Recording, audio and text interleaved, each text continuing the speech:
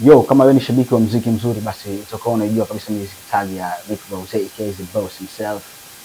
Hapa anaizungumzia tag ambayo inakwenda kama sign ya label yake ambayo ni Maybach Music. Sasa ushawahi kuwaza hata siku moja kwamba mtu ambaye alishawahi kuifanya hiyo tag alikuwa ni nani?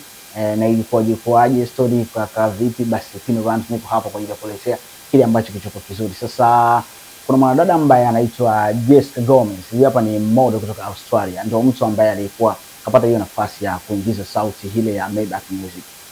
Story behind jinsi ambavyo ilivyokuwa, huyu mwanadada alitoka zake Australia na kwenda zake Marekani kwa ajili ya kuonana na rafiki yake, lakini rafiki yake pia ni model. Kwa hiyo rafiki yake alikuwa akamwambia kwamba tuenzetu kwenye studio session ambayo ilikuwa Rick Ross pamoja na Jay-Z. Kwa hiyo walifika pale ni wakapula hapo, mambo nini yakawa mengi, lakini pia the boss himself alivyoona tu design kama akawasogelea pamoja na kuwauliza kwamba bwana inakuaje, karibuni sana nini, mambo mengine kama hayo unajua zile.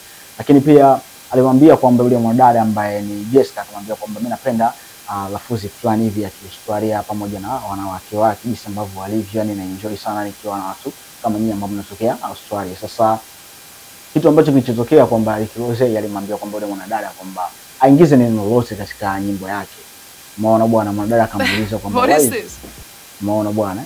Kwa hiyo design kama the boss himself akamwambia kwamba chochote kile ambacho utakachokiamua kukiingiza fresh tu, yani ingiza tu, ili mradi tu apate ile food plan hivi ya Australia. Umeona bwana. Sasa mwanadada pale akaamua kuva headphone nini pamoja na ingiza. Sasa ukiwa umeisikia vizuri music tag ya Rick Ross ambayo ni ya Maybach Music, kuna ambayo iko ndefu na kuna ambayo iko fupi. Umeona bwana.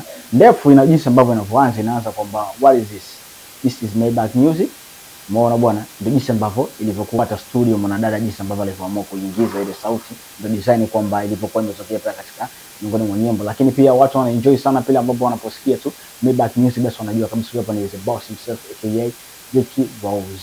Story behind ndio kama yapo nini, na nimeamua kukuelezea hapa story jinsi ambavyo ilivyokuwa imekaje. Lakini pia mwanadada alikuwa ajui kitu chochote kile kwamba hii sign ambayo ingiza hapa kwamba inaweza ikaja kuwa ni bonge moja la sign, unaweza kusema duniani, unajua zile, kwa sababu Rick Ross ni msanii mkubwa sana. Umeona bwana, na baada ya miaka 5 kupita, umeona bwana, Jessica ndo anakuja kugundua kwamba kumbe sauti ambayo niliingizaga kwa Rick Ross ndo sauti ambayo anaitumia mpaka leo katika baadhi ya ngoma zake. Kwa ni heshima kubwa sana kwa Rick Ross, lakini pia heshima kubwa sana kwa mwanadada ambaye anamuita Jessica Gomez. Umeona bwana, mimi ni Tupindu Bam to the Jamaica's better talented boy, the king wa TBT aka Throwback Saturday. Ni Alhamisi fulani za TBT, kukumbuka vitu fulani ambavyo vilishawahi kupita kitambo kabisa. Behind the camera iko mwanangu Mufti, shot ya kutosha sana kabisa, umetisha mwanangu. Lakini pia chimbo hiyo hapa ambayo inaitwa Kolila Media on YouTube na system nyingine yote kabisa. Unachotaka kufanya wewe ni kuja pale kwenye YouTube, lakini pia usisahau kusubscribe pamoja na kushare, lakini pia kucomment. Lakini pia ukija katika Instagram page ambayo ni ya Kolila_media, unakuwa unatisha kinyamwezi kabisa. Njoo kwangu mwenyewe pasi natumia kama Pino_Rhymes. Mnyama ni mwingi kati na mwisho paka unamwagika kinoma noma kabisa. Bwana mimi najiachia, bye bye for now, tukutane tena Alhamisi nyingine ya kitibitenga. Ududu ni mwingi. Yeah.